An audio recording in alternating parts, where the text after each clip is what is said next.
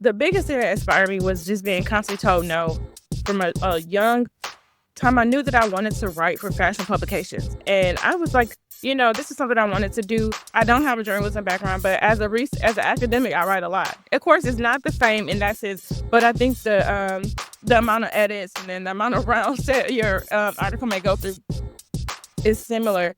But I applied for a fellowship at a top fashion publication 3 times, and each time making it further in the interview process, but I didn't get it. And I said, well, just because I didn't get it doesn't mean that I'm going to stop wanting to tell these stories. So how can I do that? And so I had like a vision where I wanted to do something. I went through one. I tell you, I went through like over 100 names, and then one day it just came to me like the Overdressed Black Girl podcast is where, because I felt like people would be drawn to that. People understand that. And it's been a whirlwind. I've had dynamic guests.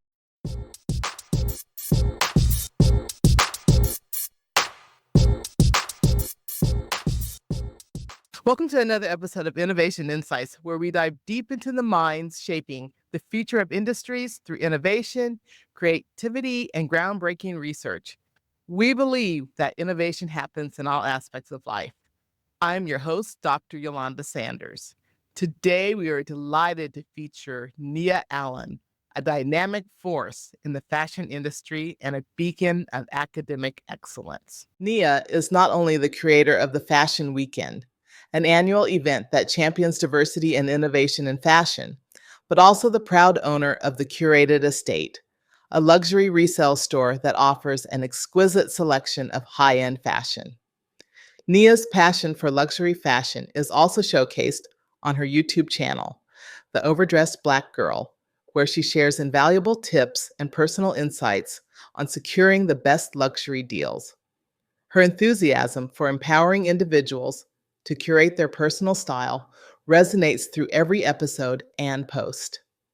In academia, Nia serves as a faculty fellow at Belmont University, where she expertly blends her knowledge of fashion branding and buying with a robust commitment to mentoring the next generation of fashion leaders.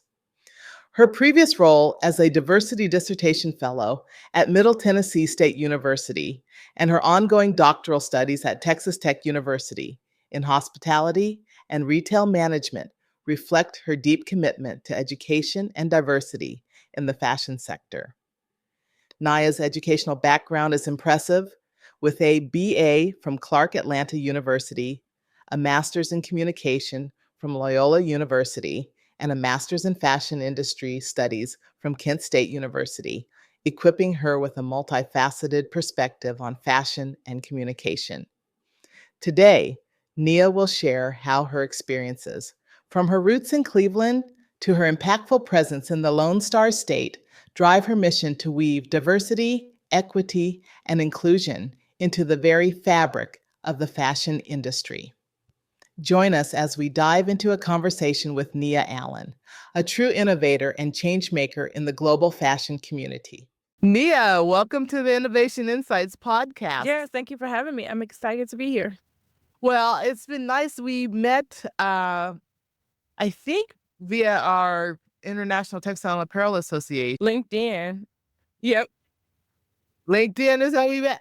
Okay, well, you know what? I know what it is. I got to know about you from your faculty For sure. at Tudela. They told me about you, and then we connected via LinkedIn.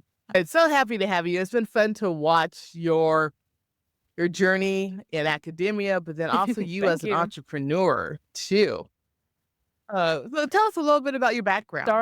I kind of knew since a young age I wanted to go in fashion. I went back and looked at a essay I wrote in the 3rd grade, essay, if you will, probably a 1-page paper I wrote, and said I wanted to be a fashion designer. And it's interesting because when I went to college, I went to Clark Atlanta University. I went in like, I'm going to be a lawyer, I'm going to be an economics major, and then I failed my first accounting class. And I was like, okay, well, this obviously is not for me. This major isn't for me. I need to do something I love. And one of my classmates said to me, he was like, well, I thought you were a fashion major. And I was like, well, why'd you think that? He said, you always dress so nice. And I'm like, oh, that's all it takes. Let me go become a fashion major. So actually, I decided to study fashion at Clark Atlanta University, and I feel like it was the best decision I've ever made. And so from there on, I interned with Nordstrom. I worked at Gucci. I worked at Macy's, and then I went on to going to Kent State University, which I always say is like one of the best fashion schools in the world. Great experience. And then I decided to get my PhD in fashion, where I'm studying the relationship between Black women and luxury fashion. So I feel like I've been all over the place. I've started my own fashion weekend. I have my own podcast. I think I'm really a lover of fashion and really cultivating the Black experience in fashion. I think that's something I've been passionate about. So everything has kind of centered around that. I love that. And I love that you've been really holistic with your approach to your love for fashion. It's Mhm. not, just one area. Tell us about some of the projects. When I was in Cleveland, I kept on just having this like mantra in my head, or like, I don't know if it was a voice of God saying, bloom where you're planted. I'm from Ohio. Ohio is not the most fashionable place, but I was like, well, I'm not going to go to New York anytime soon. So I have to do something here. And I can't be the only person feeling that way. So I created the Fashion Weekend, which was a series of events that centered the Black experience. We had Black fashion entrepreneurs coming in talking about their clothing lines, how to make it in the industry. We had a spot on the news. They spotlighted the weekend, which was super, super cool.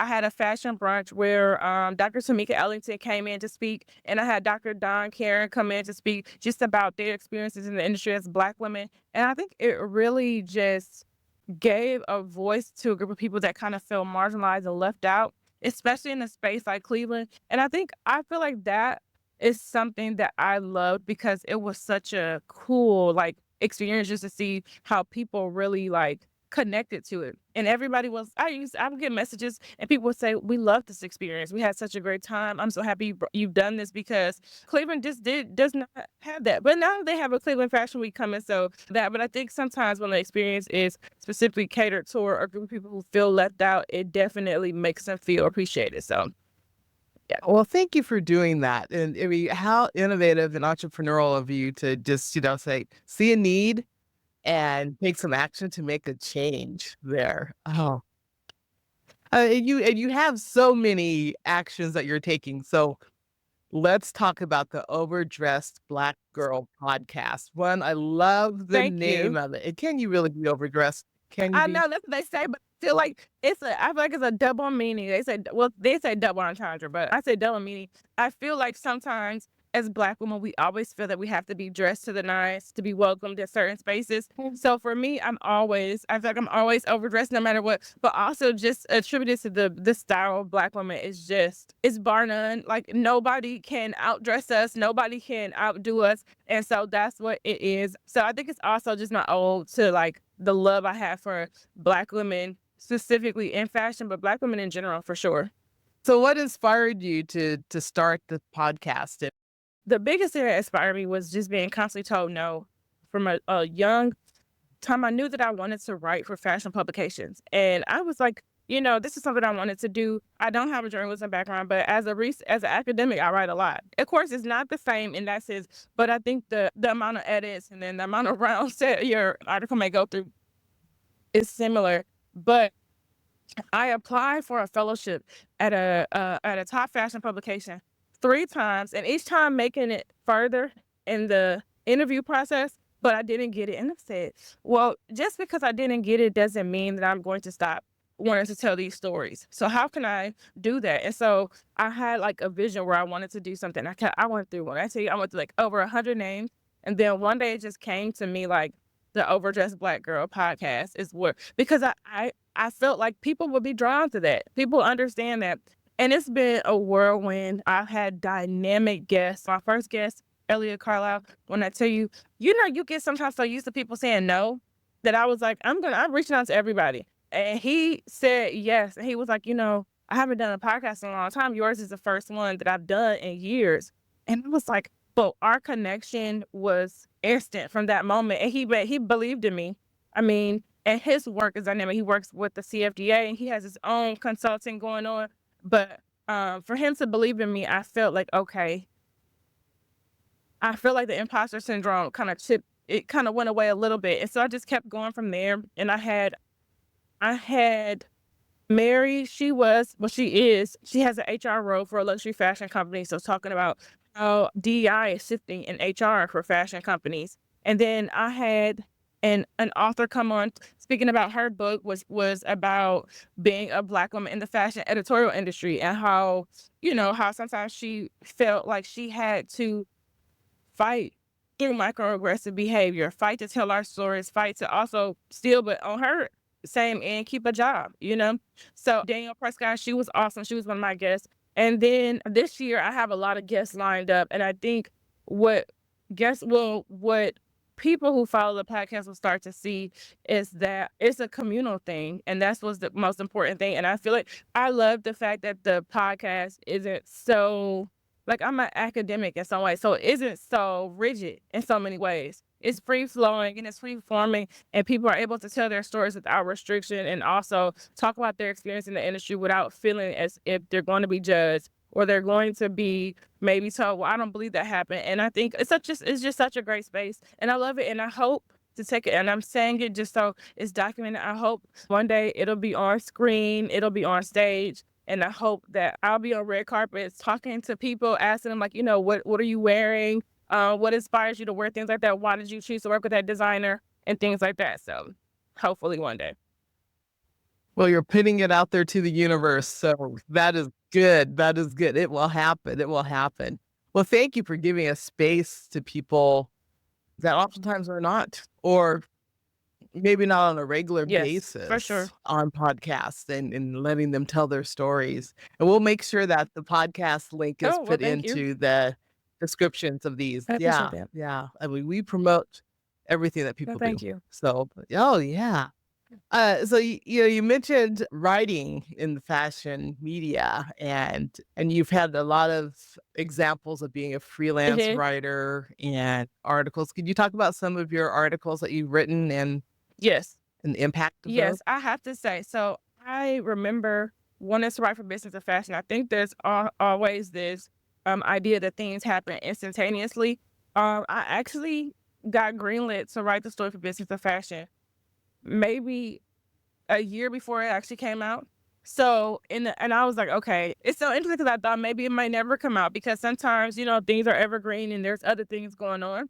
And I would have been okay with that. But so in that time, I said, well, I'm gonna pitch other places. So I pitched Exo Nicole, and they were like, we would love to hear your story. And it was just about my journey as a Black woman in academia, and how hard it is, and how much, like, some of the goals we set for ourselves are astronomical, and the barriers that we have to break down in these programs. It was just about that feeling of, like, how I felt like this is a huge undertaking, and sometimes we don't even know as Black women if we really want these things, or we're just doing it because we have to in so many ways, because there's nobody else in that space that looks like us, so we know that we have to do that. And I was living in a place of the country that I did not, like, despise. So coupled with that, I was like, I have to write about my experience, because I can't be the only person who's gone somewhere to get a PhD, or gone to get a new job somewhere that didn't like the place. It wasn't a lot of people who looked like them.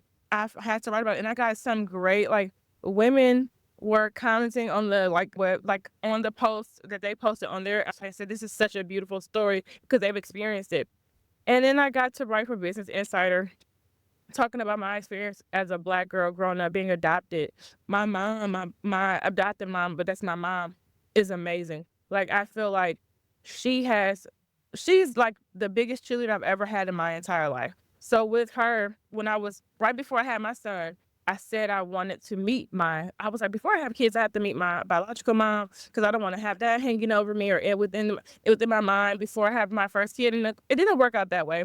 But my cousin, who is, I feel like she's gifted. So for some reason, for some reason, I told her I'm interested in finding my birth mom, and I feel like she was able to find my brother on Facebook maybe within 72 hours, if it was even that. And which is even more crazy, because, like, this has been, I was what, 26? So it was just crazy. But I wrote about that experience, and how that experience really taught me a lot about myself. It wasn't a happy meeting. I think people have this romanticized idea that when you meet your birth parents, you're going to find yourself. But instead, I found myself, but not in the way in which it's romanticized. And I think that experience really taught me a lot about motherhood, and also about the sacrifices that moms make even if it's not society's view of sacrifice. I think that my birth mom knew that she would never have given me the life that I have now. And I mean, and that's just a fact. So I think that, and then, really her seeing how her guilt really is something that probably followed her for the rest of her life. And that made me realize like that's the type of mom I want to be. So I think even though our relationship is not, we're not best friends, we're not going to be best friends, but I think it really challenged me to be a better mom to my child. And then I wrote about my son's hair. I love my son dearly. But here's the cutest thing. He is so much lighter than me. He's very fair skinned and he has sandy brown hair. So in his mind, obviously we look different, but he doesn't see that. But at one point when he was at school, he was like, well, I want my hair to be straight like the other kids. Because he was in school with people who did not look like him. It's like, "Yeah, girl, why would you not like your hair? Why do you feel that way?" And I realized that it had a lot to do with me. And it was because every time I went out, I would be wearing different. I would have to get my hair done. I would have to get something that wasn't my hair. And so I was putting it in his mind subconsciously that his hair wasn't beautiful. And I was like, well, that's not what I want to do. So I wrote about how his journey of finding his hair. And now he loves his hair. He thinks he's the coolest thing like ever because now he has beautiful locks. He's like, he thinks he's the coolest thing ever, but his journey in loving his hair also helped me love mine. And so I pitched to Pop Sugar, and it's just want to say the first story I pitched was not the one that they picked up. It was the other idea I had, and I was like, because she was like the first story I pitched. She was like, I like it. She was like, and I'll let you know. But I was like, literally 24 hours later, I had an idea because he was talking to me about his hair, and she, as soon as I pitched that, she was like, that's the story, and I was like, perfect. So, but yeah, so that's what I've done. And then the BOF article, just say shout out to Sheena Butler Young and Kathleen Chen. I think that they both fought for my story. And I think also they fought to have a story about Black fashion students and the experiences because I think we all know racism exists. That's never going to change. But I think to actually see it in paper and from, one of the top fashion publications in the world talking about experiences that maybe Black students may not have felt they could tell. So that really did change my life. And I'm so grateful for that experience. And I feel like Sheena is amazing. And she writes a lot about, she tells our stories a lot. And I think you have to have people like that. And she definitely supported me through that journey. And Kathleen as well supported me through that journey. So they were both great. So business of fashion, I feel like really was like that. For me, I felt like, I just felt, I don't even know. It was indescribable. I was like, this is am- amazing. Like, because it wasn't about me, but it was like a culmination of everything that I've worked for, in a way. So that was a lot to say. I said a lot, but yeah. So those were the things that I've written about. That is fabulous. And what I take from that is you are truly an innovator. You're really brave. Well, thank you. You're really, really brave. Brave to, find your birth mother, before you became a mother. Brave to approach and pitch different articles to write for major publications. Not everyone else, not everyone does that. That's not something that is, just Oh, typical. thank you. So, you're an innovator that is extremely brave and, to go and work on a dissertation too, and to move Sure. someplace to do that. I mean, that is very, very, very No, thank you. brave. And so, yeah, I just, so, talk to us a little bit about your dissertation in academia and your thoughts about that, what you feel comfortable with, and that, you hope to, Yes. your contributions that you hope to make to the Well, world first through off, having a PhD. I hope that you play this. I have to give you your flowers because I feel like the only reason why I could ever be in this space is because of you and even feel like my writing is valid. I think that people do not, who have never stepped foot in academic institution, do not know that our stories are the last ones being told. And the stories that you get assigned in class to read and research are never written about you and they are never by you. So you have to search. You have to search. And I think Dr. Tamika Ellington, yourself, Dr. Sanders, I think are the reasons why I know for sure it was two Black academics that came out of my cohort at Kent, but we would have never, ever been able to see ourselves in this space if it wasn't for you all. I read a dissertation that you chaired, or a committee, like you were the chair of the dissertation, and it was, I was like, finally somebody writing about something that I care about, like something that I, and it made me realize like there's something that I could do. So for me, while I was at Kent State, I made a lot of noise. Everybody were happy to see me, but I made a lot of noise, and I think it was good noise. Dr. J and Dr. Hahn both were on my dissertation or thesis committee at that time, and I think that they really, really believed in me, and they have to really believe in the research because now that type of research is under attack, you know? So they really believed in the research, and my research, I had this idea. It was right before COVID when I submitted my like idea for my thesis, but it was a pop-up shop specifically for Black women who like to shop in luxury fashion, how Black owned businesses kind of shift our experiences to make them positive. Because now we know, we should know how to treat our consumers. We should know what they're listening to when they're coming in the store, how they want to be reached, how they want to see themselves in advertisements. So I set up a whole store. I think it was maybe 25 to 40 items, luxury items. I had a T-shirt that said, um, "Black girls in luxury," and those shirts, I sold out of those in 72 hours, 75 of them. And it was the first of its kind that they've ever seen at Kent. But I was like, this is something I'm going to do. I wanted it to be in person, but it had to be online. So I curated a playlist that I felt like celebrated the Black woman that they could listen to if we were to able to do the shop in person. And basically the experience, I feel like, was amazing. And I brought a lot of stuff to Kent that I felt was important. I brought the Black History Fashion Book Bank for Black History Month. We did a book bank that just highlighted Black authors, and I had professors in on it. I had everybody like filming like a 1 minute video talking about books that highlighted the Black experience. And they haven't done that since, but I thought it was super, super cool that I was able to do that. And then Deborah Riley Draper, The Battle of Versailles, we had a screening of that at the school because I was like, we're gonna do something here. And I'm sure they were like, "Nia, like this enough, enough." But I was like, "No, because this is so important." And the most amazing thing, and just that's what I'm saying, Dr. Ellington is amazing. She was able to get Deborah Riley Draper to Zoom in and talk to the students. And I was like, they don't realize how much like they're touching a part of history, a story that's been told that is a part of history. And they didn't even know the story existed. So that was really cool. And then I did like a panel discussion about being Black in the industry. And that was really cool. But after that, right before I graduated, I was like, what am I going to do next? Because I was like in the middle of COVID. And so they were like, why don't you apply for some PhD programs? I ended up applying for a PhD program. And I think that experience was a lot different than my experience at Kent, but it was because I was in West Texas. It's a lot different than Ohio. And then living Ohio, Cleveland is not necessarily a major city anymore, but it's still a major city compared to Lubbock, Texas. And it's been a journey. My dissertation is on Black women and their relationship with luxury fashion and its connection to Jim Crow and how we made choices for the community. Like if we felt like maybe we were not being supported by a certain luxury fashion company. And it didn't take much convincing to my committee. I think the hardest part is now within academia is living in a space where you are doing DEI work.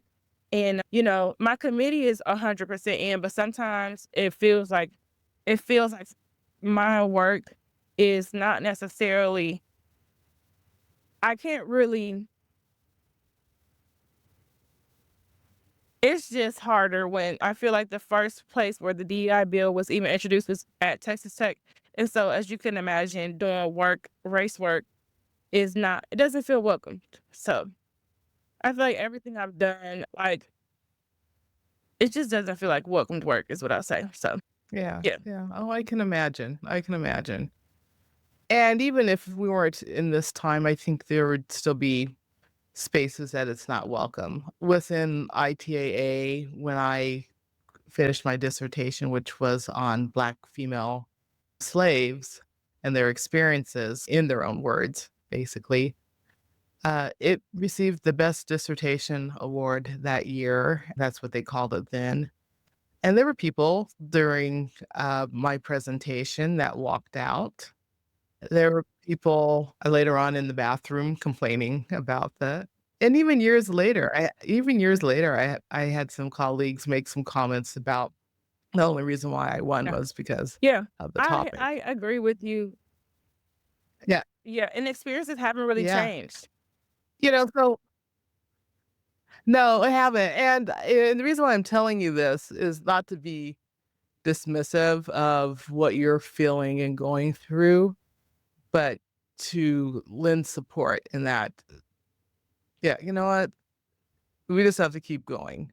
And, yeah, and back then, I don't think we even had the phrase DEI. We just did it, and so we just don't use the phrase, but we're still going to do it. And I'm fortunate to have a roommate who is my mother, who is 81 years old, and so this woman has seen Absolutely.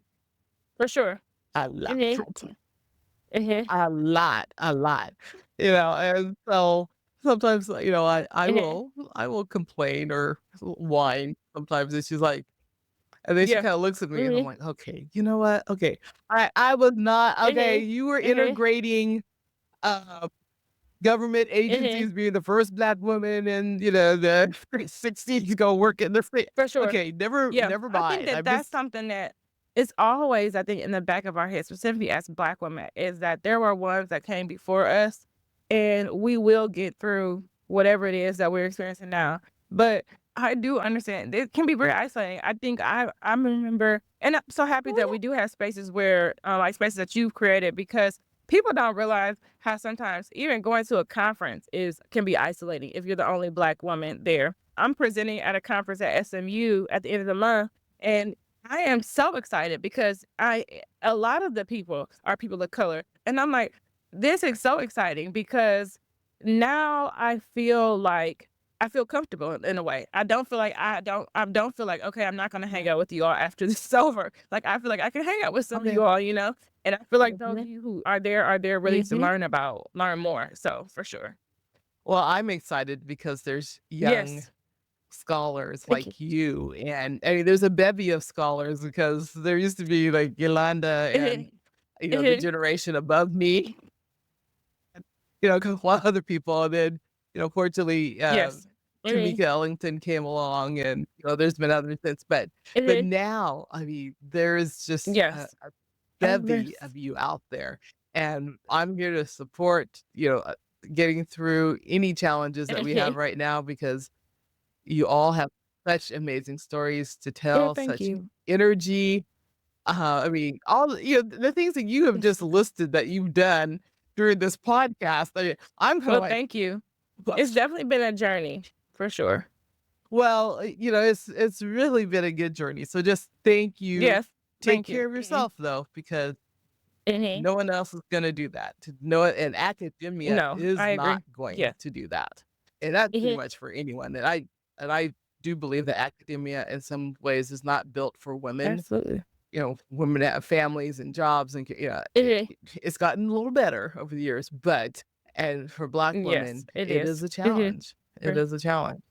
So you take care of yes. yourself. I do want to talk about, okay, the Mhm. curated estate to this other. I mean, because again, you're just on fire. That You have that what was you're so the curated doing. estate was my pop-up that I did for my thesis, and people love it so much. People were asking me to release the shirts again, and I was like, once they're gone. But that was really cool. Yes, but ironically enough, though, right before I found out that I was pregnant with my son, I had quit my job, and I was like, I am going to quit my job at Gucci, and I was like, I'm going to open up a luxury consignment shop. But some things you can't do when you don't have insurance. You gotta, and you're pregnant. You gotta go back to work. But I did that, and I really loved that experience. But what I learned from that experience, which is why I started the research that I did, was because people were coming into my pop up shop asking me, "Well, how do you know these things are real?" And I think it was an assertion that as a Black woman, I'm selling fake things, and this is a Black establishment because there are Black people in here. We have playing Black music. And so I was like, and the Black people that came did not ask me. They were just like, oh, coming to support, buying things, stuff like that. And I was like, okay, well, this isn't. I was like, we need a safer space for us on the entrepreneurial side and us as the shoppers. So that is where I got the idea to create that project, because I'm a person who shops luxury fashion a lot. And I know what it feels like to walk into a store and not feel comfortable, not be greeted, being ignored, being followed around the store and things like that. So I know other Black women understand this. So now this is a space that I want to create for them. So that's kind of how it came about. I love it. I love it. Do you think that you'll reopen No, it someday again? no, Because I it sounds think, like and I hate there's a to say it, need. I think so. You For don't think me, so? I think what I would like to get into is I do want to sell merch from the Overdressed Black Girl podcast, but I think that I would like to help curate Uh, experiences for places like Nordstrom if they want to do a pop up or something like that, to help them kind of filter that experience. Because I think the harder thing is also now is like it's just the idea of I want us to be able to go in other spaces and be welcomed, and that's something that that's what I'm interested in, is really helping curate those experiences, and like helping brands really figure out why are we not nice to customers that don't look like us. How are we going to change? Because I mean, like, even example, I was in a mall a couple weeks ago and I'm looking for some wedding shoes, and I was looking at the shoes and I was like, these are super cute. And maybe I don't even know, the shoes might have been $1,000. Only one person greeted me, helped me, and got the shoes. But I walked through the whole department mhm. and he greeted me before I picked up the $1,000 pair of shoes. So he was okay with helping me. And so then when I picked it up and now everybody wants to help, absolutely not. Because you don't want to help me. If what if I wasn't spending? It doesn't matter how much money I'm spending in the store. So I'm going to go to the person who spoke to me, was pleasant, and it was no pressure. And I did. That's the person that I work with, and that's the person who I would probably continue to work with, because it is no reason why in 2025 you can't handle me coming in the store, like, and speaking. Even something that's as small as they say speaking is, that means a lot. It's like, if you grew up in the South, you can't even go downstairs without saying good morning. Everybody's looking at you like, what's wrong with you today? Why aren't you speaking? Like, my mama would never even now let me walk in the room without saying something. So, Uh, I like your idea of mhm, like consultancy or working with brands and retailers uh, to help them realize that they are targeting and profiling customers. We have a large retailer here in Ames that's a national brand, and I tell you, every time I go in there, I haven't been in a long time, but every time I would go in, I would get mhm, followed around and around, and people would start showing up, in my area, straightening up, it absolutely. just irritating. And, I was dating someone who at that time was from Iowa, and he was a white male, Notice and it. he even Mhm, recognized yeah, and, sometimes it took a mhm, little bit for him to recognize what was going on at times, but, eventually he was like, "Oh my goodness, this is really happening." I've been friends with now this person's a former VP with this retailer for years, and I've never mentioned it to them, but yeah. I think I will at some point, but it is really, really, and I'm thinking, "You know what? If I'm experiencing this, as a, older professional Black woman in the community, at that point I had, I still have an administrative position, but I was a department chair. Now I'm at the college level, and I am getting this. What are younger people? I I stand on that wholeheartedly. I agree with you. I say this as a person in academia. When I am treated unfairly, even as a Black woman in academia, I always bring it to the person who's doing it. If you're treating me this way, how are you treating the students who you don't, who you, yes. So I think that's so important. And I agree. And I think it's ironic too, because when that does happen to me when I walk in stores, I always say to myself, number one, I'm not anybody like special. Like, you don't have to give me special treatment. But at the same time, it's like, exactly. If you knew who I was, if you even remotely knew the power that we can yield as Black consumers, also just as a person who is in the fashion industry, it would behoove you to just even speak, like just be that's it, honestly. I mean, so I always Exactly. say to myself, it's just Exactly. interesting because, then when you meet these people, specifically for me, because I'm out networking now, then I'll meet somebody, oh, I'm the owner of such and such. Are you? I would love to come. I would love to connect with you. Would you? Because if I wasn't in this space, would you feel the same way? If you didn't know who I was, because if I walked in your store, because maybe I have in your Mhm. store and I wasn't treated like I should even be in your store. So I'm very Mhm. aware of things like that because I think that number one, they don't know how that makes us feel, but also I always, like you said, I just attribute it to like how do the youth feel? Like, and I don't think it's fair. Oh, yeah. Yeah, they're not. Oh, yeah. Oh, no. No. The students are not and the It, youth are not being treated well.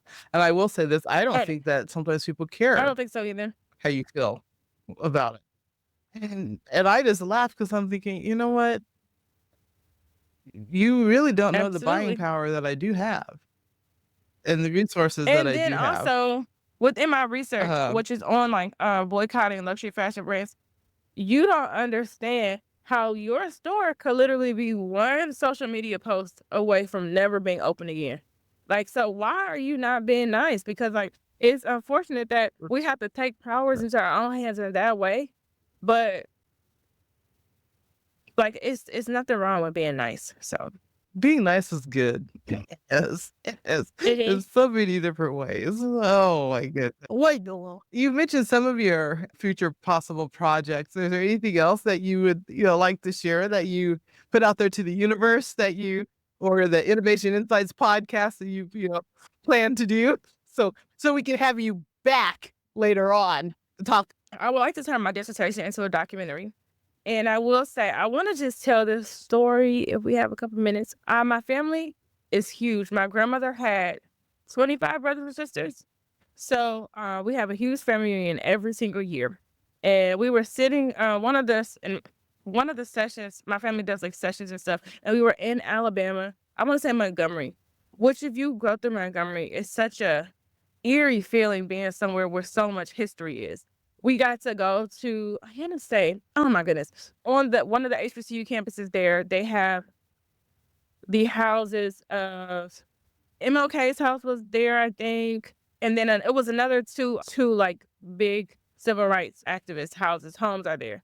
And one of my cousins, who's an older male, and I always have to give honor to him because he was talking about his experience as a Black man growing up during Jim Crow. And he went to HBCU, he went to Alabama A&M, he was in the band, he also served in the military, but just the treatment.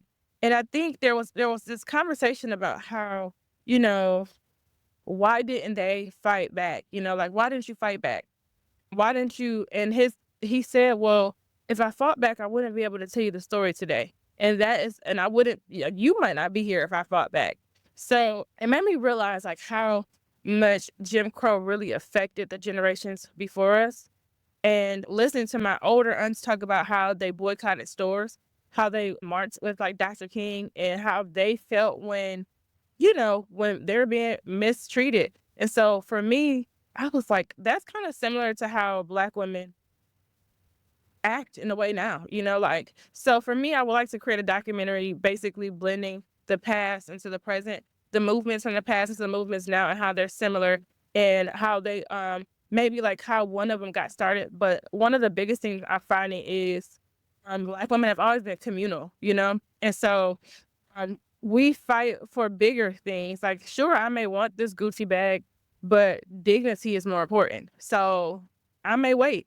I may wait, or I may never get that Gucci bag.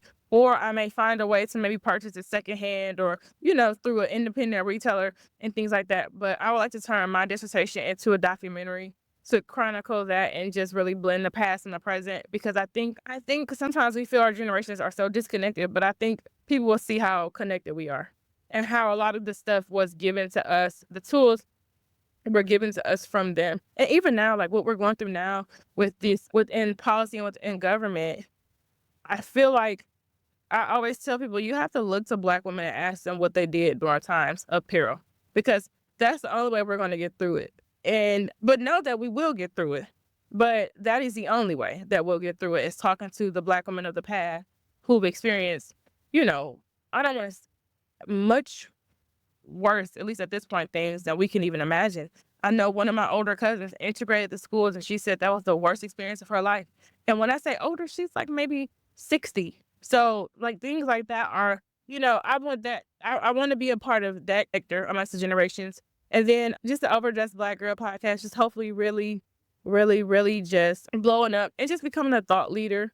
I feel like being in this space now, I'm much more confident in the work that I'm doing than I was before. I see its value and I see its potential, and I'm just hoping that others will see it too. But yeah, hope the documentary, prayerfully a documentary, really thinking that that is going to really change, hopefully, my career trajectory as becoming like a thought leader in the industry. But, and I feel like I just can't, I really, like, our research is so, it's just so muted in so many ways. People, I want to say this, people don't realize if you're going into academia, it's so important for you to really research where you go to school, because if they don't support your ideas, then you may never even get through that program. So just things like that. But I'm hoping to really just over the next, I want to say 6 to 18 months, just really just put the gas on, like just press the gas. So yes, I feel like I'm the worst. Be interviewed, but Oh, like that's great. That's I'm a bad geek. The most, I feel like I'm not talking, and I'm talking like not clear. I'm not being concise, so I need to be more concise. you are. You're great. You're great. You're great. And I love Well, thank what we you. will have you back. We will have you back. And I can't wait to see everything that you do. As we're wrapping this up though, I would like to get your definition of Ooh. innovation. I would have to say my definition of innovation is probably constant. Just constantly being able to, I think in so many ways, find the good in things and feeling like you can change them in whichever way that you want to. And just also being able to believe in yourself beyond measure. Like I definitely feel like everybody always asks me, why don't I ever have a backup plan? And I'm always like, because this plan is gonna work. Like, and I believe that wholeheartedly. And I feel like that's innovation, is never giving up on that one thing that you want to do. I'll be 60 years old walking down the halls with my heels on, screaming, D in fashion, let's keep her out. That would be me, and that's okay. But I know, like, for me, I think anyway, is knowing that I've changed one person's perspective or one person's life, or just maybe that moment or our conversation may have shifted their mindset. That is innovation, and I'm okay with that. Even if it's just one. That's a great definition. That was a great definition. I Thank you for so having me. appreciate having you here. You sharing your story. Oh, yeah. So like I said, I will be bothering you again. To be on, and because obviously you're gonna be doing Well, many thank many you. many many things, and so And I say to you, Doctor, I always try to say this, but you are the epitome of what all of us strive to be. All of my friends that are going into academia, I'm always like, you have to meet Dr. Sanders. She's awesome. She's great. I trust you with my life. I feel like you know that now, but I trust you with my life. And I feel like I feel like Black women who are in this space, if you're looking at this, get to know Dr. Sanders, because she is the truth and she will hold you down in ways you can't even imagine. And you can definitely call her at 9 o'clock at night crying or something, and she will pick the phone and make you feel 100 times better, and make you feel like your work is of value. So I really do thank you. I feel like you are probably one of the reasons why my dissertation is proceeding and going forward. I appreciate you for sure. Oh, I'm you're so so honored, though. sweet. You're so sweet. Well, I appreciate you, and just thank you for your kind words, and I'm here. I'm just, like I said, I'm excited about your generation of scholars and what you're going to I do, appreciate it. and I'm here to support since I'm an OG Right, but it's now. so crazy Um, because, like, every woman and other races of women do not get the experience that we have with you as a Black woman, like, really paving the way and not being afraid to talk to us and not being afraid to, in some ways hold us accountable, but also just not being afraid of us, you know? Like, we're not threatening your job. You don't feel that way. You don't feel and I think that that is something that, a lot of people don't realize how important it is to feel like you can have a mentor in a space that and like I said, we met on social media, and I mean, and I was determined. I was like, "Okay, well, no, if Imma talk to anybody about this research, I'm gonna talk to you about it." And so but everybody doesn't get that experience. I think Harvard Business Review just did the biggest threat to women in the workplace is other women not of color women, and I'm like, it's so true because, like yeah, it's so true, and I'm like, we are so blessed just to have you. So, thank you. Thank you. Thank you. Oh, well, to our audience, please follow this innovator. Make sure that you tune into the Overdressed Black Girl podcast and follow her work, and we'll have her back again. If you like this episode and our podcast, please make sure that you subscribe, follow us, leave comments, and just continue to listen to us because I am so fortunate that I'm able to meet with people that are just so inspirational. So thank you, and so keep innovating, keep dreaming, and keep making a difference.